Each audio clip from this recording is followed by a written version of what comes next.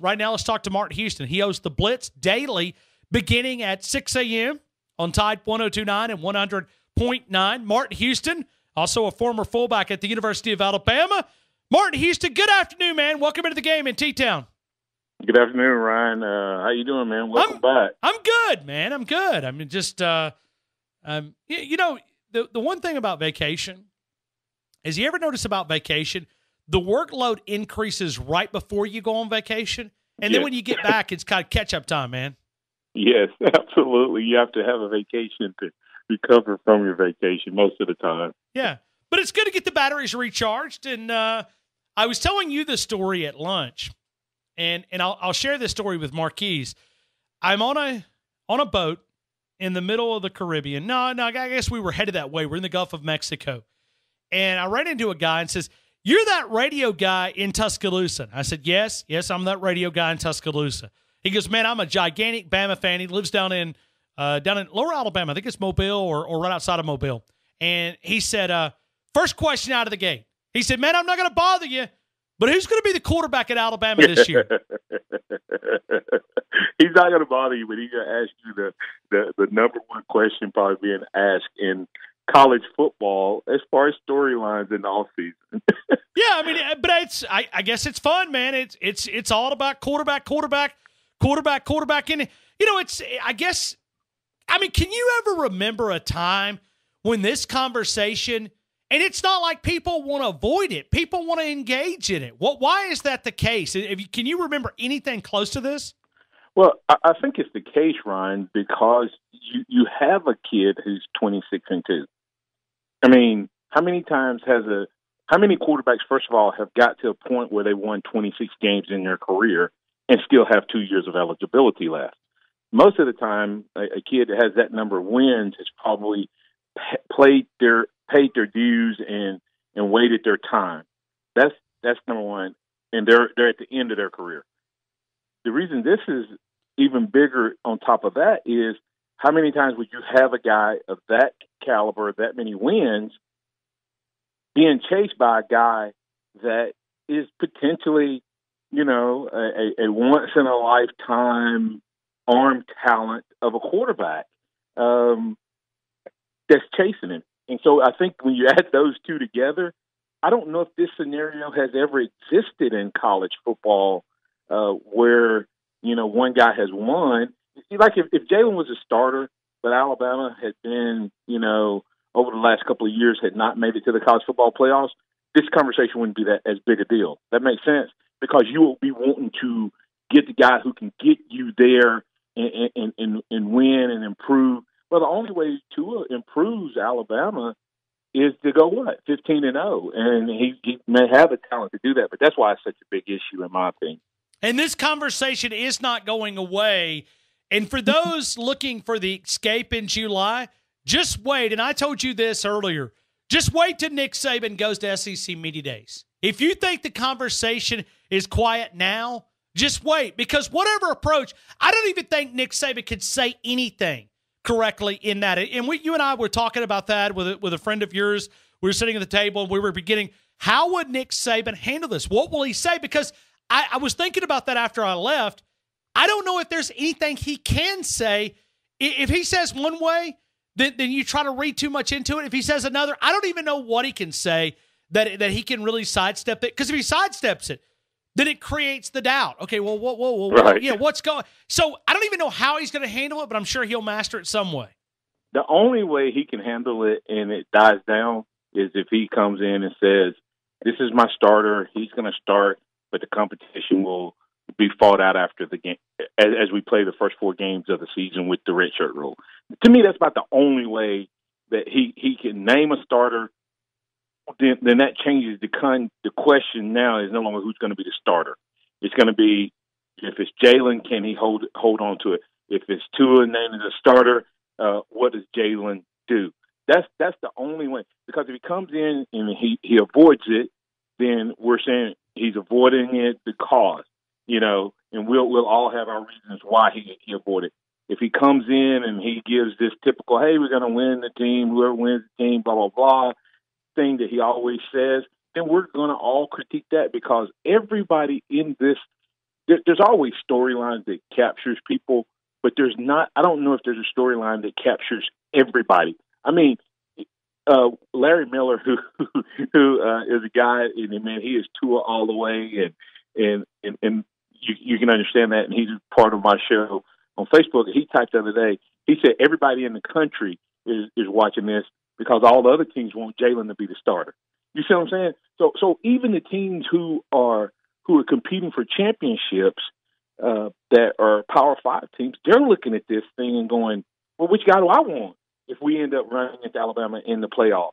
Because it's no longer about just winning your conference. When you win your conference now, you have to go two more times to get a championship, and you very well, if you're one of the top 4 teams, you're looking at it. So anybody starting off in the top 10, anyone that has dreams or admiration of winning a national championship, they're watching it, and their fan bases are watching it. So it is one of the most polarizing, interesting things, and everybody comes into it with a different filter, a different reason.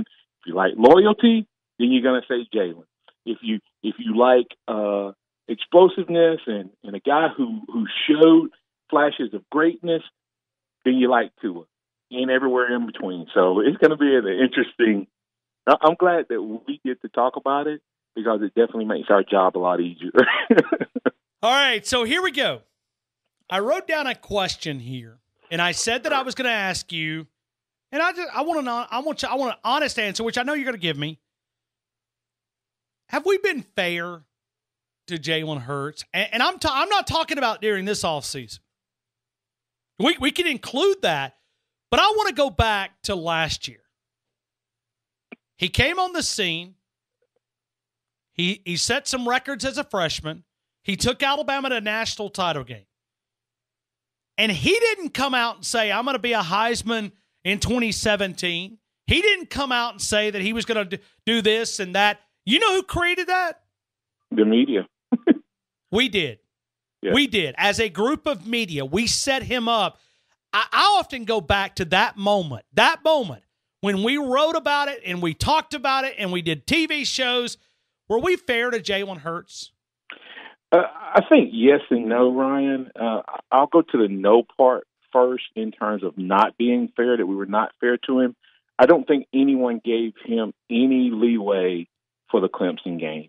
I don't think anyone gave him any leeway from being a freshman who was in the biggest stage on one of the best teams against one of the greatest quarterbacks to play college football in terms of competitive spirit and a pretty good performer on the field in Deshaun Watson. I don't think we gave him any credit for that. And having 1 week to learn an entire offense, which was a totally different style than what he had played with and that he was accustomed to. They not only did they try to make him a pro-style quarterback when he came to Alabama, Sarkisian tried to make him one in 1 week. He went into a championship game, and it would be like going into a championship game and telling Tom Brady, we're going to run a bunch of read option plays where you're going to be expected to run the ball. We took away the RPOs, and no one talks about that. And the only time in that game, Ryan, where Jalen was told you have to go win it versus don't lose it was the last drive of the game because we were winning the entire game. And if we keep running the ball, we're going to win that game. So we weren't really fair to him. Now, could he have played better in that game? Absolutely. Then from there, Ryan, he was fighting an uphill battle from that point because he was the first guy in the Nick Saban era to lose a national championship or a championship game. And it was almost a pile on from there. And then you had the new kid coming to it's like you can have a great toy, but if you get a new toy, it's a shiny new toy. And Tua represented that. And then Tua was really good. Not only was he a shiny new toy, he was a really good toy. So everyone that felt like he should be playing, instead of just saying, man, I think this kid Tua is better, those who were anti-Jalen did what? They started to point out all of Jalen's weaknesses and faults instead of just applauding Tua for being the great natural arm talent specimen that he appears to be and has proven to be in limited action. So from that standpoint, no. But the other side of that is people also were not allowed to criticize Jalen without being attacked by people. Not everybody that criticized Jalen was racist, but many people who criticize Jalen were thrown into that category. So it's a yes and a no question, but we created the monster of Jalen Hurts being a Heisman Trophy winner. You go back, how strange is it? 1 year ago, we were talking about how much he had improved from the Manning camp, how great he was going to be, how much we were going to see this improved passing, et cetera. And then that didn't manifest itself at any point during the season. And so I would say that's a yes and a no answer. In many ways, we were unfair to him. But at the same time, when you play quarterback at any major program, you're going to get a lot of criticism. I just never felt like the guy had done anything to get benched throughout last year's season until the Auburn game. I was surprised he didn't get pulled in the Auburn game. And then, of course, when he finally got to the point where he did something that says, I have got to make a move, Nick Saban made the move, and I agreed with the move and still agree with that move. How big of a slippery slope is it for Nick Saban in managing that? Because you've been inside that locker room. You probably picked your guy, the guy that you wanted at a certain position. Maybe it was wide receiver. Maybe it was left tackle. Maybe it was right tackle. I doubt it was quarterback because Jay kind of had that nailed down for a few years. But just let me go back. Well, to actually, Ryan, a guy that was Danny Woodson was a classmate of mine. Sure. We came in together, and he was the starter. He worked all spring, he worked all summer, and then we went into the Florida game, and he had a bad game. Jay came in off of that game, and at that point, we had that week represented a flip the script where Woodson, and now what made it easier for Woodson, ended up not being able to finish out and compete and all of that, like I think these two guys will. But yeah, I've been in that situation, and it's a very interesting thing. You like guys, but they're all your teammates, and you want the best guy to win, and that's kind of hard. I know fans pick their guys, but fans pick their guys out of favoritism. Players pick their guys out of who they want and believe can win. Well, the thing about it is, Ryan, what if they both can win? And that's where I think this becomes the ultimate problem is, do you go with just which guy benefits you the most or which guy makes the team the best? And so it's going to be an interesting, I think it can get away from, I think it can be a slippery slope when Nick Saban says, the guy that wins the team. And everybody says, well, that's what he's always done, right? The difference is when he did that with Phillip Sims and A.J. McCarron, neither one of those guys had ever played, and they both were started out the gates together, trying to win the team, right? So, and then when you look at all the other guys, when it was Blake and Coker, neither one of them had played. They both were trying to win the team. Well, these two guys have both played and won the team at some point in their career, right? You're right. So now you have to start. Now it's really a choosing side almost type of thing. And if he doesn't manage it well, it could revert back to, if you remember, the Andrew Zhao, Tyler Watts thing. That was actually more race-based, I think, in some ways. But yet the team's still divided over it. And I think this could be more from I like the way this one plays versus that one plays type of thing. But both of them, I think, are well liked by their team. No, I do too. And I think the way that they publicly approve of one another, I think also helps this one out a little bit. I don't know if Andrew Zhao and Tyler Watts, I'm not saying they had a bad relationship, but I don't know if it is Tua and Jalen. I think there is a true respect for one another there. I don't know and I'm not saying that it wasn't there, but it was not as publicly as Tua and Jalen has been in kind of the spotlight that's been on those two guys. I agree, but if you go back to that, I think the difference between these two is you have one guy. Could the script flip if all of a sudden Jalen's not the starter? You see, that's the difference. Throughout this, Ryan, the dynamic of the relationship hasn't changed. And so I think they're two unbelievable young men. And they have personalities, characteristic traits, and I believe their faith is absolutely amazing. I think they have fathers who have done well, moms who have taught them, so they have everything.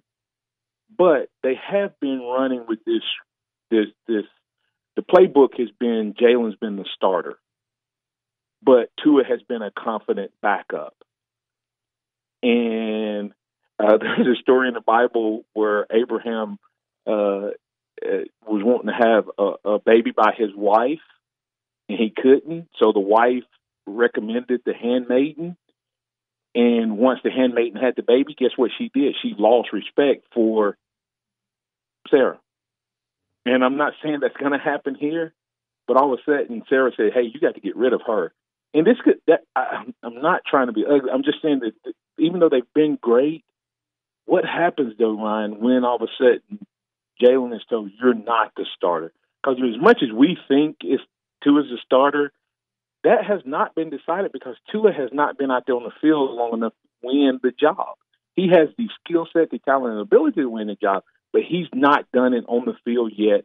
And even though his teammates like him, even though the media likes him, even though everyone loves him, even though he probably has the talent to win the Heisman as a sophomore, he still hasn't played enough reps and competed post-national championship game to have won the job. And so when the time comes for that script to flip, will Jalen handle it? We don't know. We don't really know. We've seen him do some amazing things, but do we know? And well, but I don't know if you even have time at halftime. Like in other words, let's take the approach. But everything we've seen now, Jalen's right the opposite. But let's take the opposite approach. Let's say that he doesn't win the starting quarterback. I think it's a little different response because you got time to respond. At halftime, you don't really have anything. You know what I mean? I mean, like you don't even have time to hit panic. I mean, you don't even have time to have the poor, pitiful me's. Right. And maybe if you're, Monday comes and you're not on that list to be the starting quarterback, then maybe. So I guess you go back. Is this the only thing that can prevent Alabama from winning another national title? Is division in that locker room? And Ryan, I think it could be, but I don't think it will be. If that makes sense, I think it could get to that point, but I think even though I think there may be, when the change happens, it's going to be a little bit of dynamics. Think about chemistry, and when you add another element to chemistry, it can cause an explosion, right, in the lab.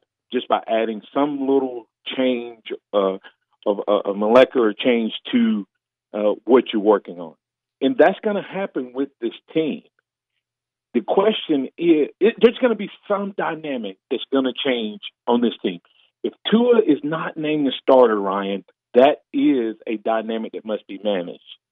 If Jalen is not named the starter, that is a dynamic that will have to be managed on this team. That's where it's going to be. I don't think the fighting for the job, the competing for the job is going to have any effect because players have done this for years and all of their life. So that won't. But what happens afterwards? How does Jalen react? How does Jalen respond to do guys choose sides after the decision has been made? And if Nick Saban doesn't manage that process and it continues to grow, it will become a cancer. And guys won't intentionally not play hard. You just can't focus and do your job as well when there's strife in division. And that will be the only thing I see stopping this team from making another run deep into the playoffs. And I've already predicted that I think this team will go 15-0. There it is. Mark Houston with the early prediction that Alabama is going to win the national title. And I thought it was kind of interesting that Rick Neuheisel, which has been a former coach, has managed the locker rooms, said that's really the only thing that could keep Alabama from winning a national title would just be self-inflicted. That it's from inside. That's something division. He said that's the only thing that could keep Alabama from winning a national title. I thought it was unique for a coach to say that. Ryan, it is absolutely, and I tend to agree with him. When you look at this team, it's hard to believe that you're talking about a team that lost all 5 starting DBs, several 2-3 year contributors on the front 7, yet you think the defense could be more explosive and more dynamic and even record-setting in today's college football because of the sack totals. On top of that, I think this is going to be the most explosive offensive team Nick Saban has ever played. And it doesn't matter who the quarterback is, and this is why I say that. Because everybody that hears that goes, Martin's crazy if Jalen's a quarterback. No, if Jalen's a quarterback, that means Jalen's much improved. I don't see any way the Jalen Hurts that played last year will not be good enough to hold off Tua. So either he will have improved. If he's the starter, that means he's much improved in the passing game, and he's always been dynamic with his leg. If Tua's a starter, same difference. So this offensive team with the 4 running backs, the slew of wide receivers, the tight ends, I think this team will be record-setting offensively and defense.